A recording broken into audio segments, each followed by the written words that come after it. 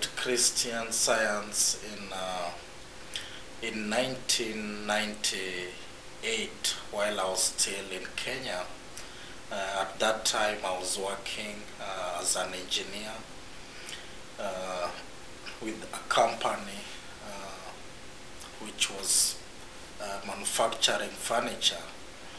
At that time, I still believed, having grown up in Anglican church. My parents were both Protestants, and at that time I believed that God was changeable. God could love you today and maybe cast you out tomorrow.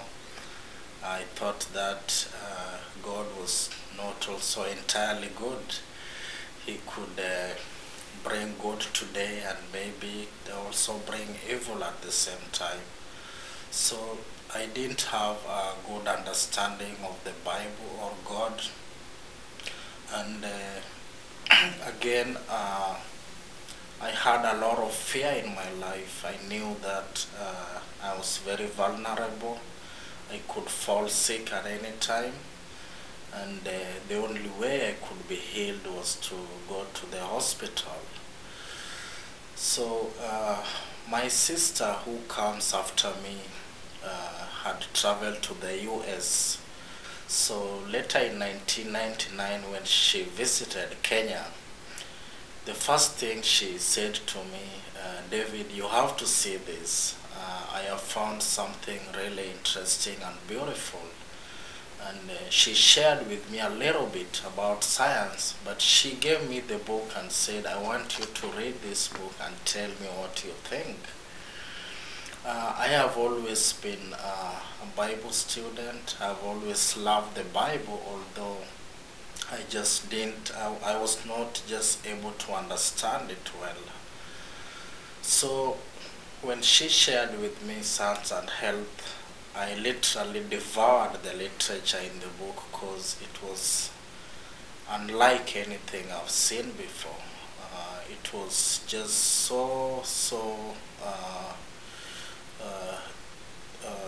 it was just so enlightening. It interpreted the Bible in a way that I have never come across before. The first healing happened before I came to the US, and that happened while I was reading Science and Health. I was at that time working as an engineer. My work was to work with a lathe machine, shaping shafts and metals, and the kind of metal I was shaping was very hazardous. It was actually cast iron, and when you grind it, it was just emitting lots of dust, and we were not protected very well as employees. And because Kenya, there's a lack of jobs, it was just a wonderful, I was just grateful I had a job. But after a while, I started experiencing discomfort and symptoms of chest problems and breathing problems. At that time, having grown up in a Protestant or Anglican church, I knew that I was really vulnerable to the environment. I was vulnerable to chance or circumstances, conduct or misconduct of other people. I really didn't see a way out of this world.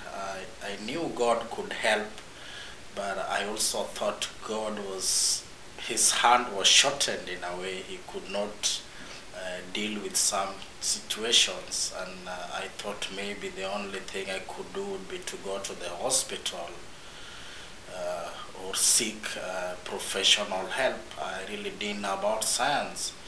But when my sister shared with me Science and Health, it opened my way in totally new direction.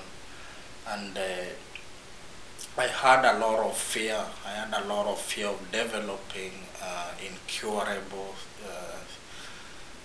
chest problem, or even something that could end up endangering my life. So Science and Health came at a good time. It came just at the right time when I was struggling with these thoughts. And Mrs. Eddy taught very clearly how God is all in all. God is omnipresent, omnipotent. All there is good, and there is no room for any evil or dust in the air which can harm his children. Even if other people are responsible for that, all his people are really safe, and that really helped ease my fear. I no longer felt very fearful about my working condition. So that alone even eliminated most of the symptoms I was feeling, and I was really grateful. Well, after a few months, I decided that I really didn't need that job, but I kept praying to God, and my prayers were answered when the same year I got an invitation to come to the US, and I got a job as a nurse at the same time, and it was one of the healings at an early time when I started, when I just got to know science. I think Mrs. Eddy is an example of, it's a leader in this time who have set a brilliant example of what really we can demonstrate if we put our trust in God. I love her works. I read all her books, and I share it with any friend I know who can spare the time to listen to me. I never hesitate to share it, because if somebody didn't do that to me, I don't know where I would be today. I owe all my life, my presence, everything to her discovery of science. Her discovery just demonstrated that God is really present with us, and not only the Christians or one nation, but it showed that God is reaching out to mankind in this time. God loves everybody, no matter where you are, no matter who you are, your background, He still loves you. And the situation with the economy in the US is no different from the situation back in Kenya or anywhere. It is all, I would say, a case of false sense of a false sense of life, that there could be something opposite good, or something that could threaten God's creation, or could deprive them, or could hurt them.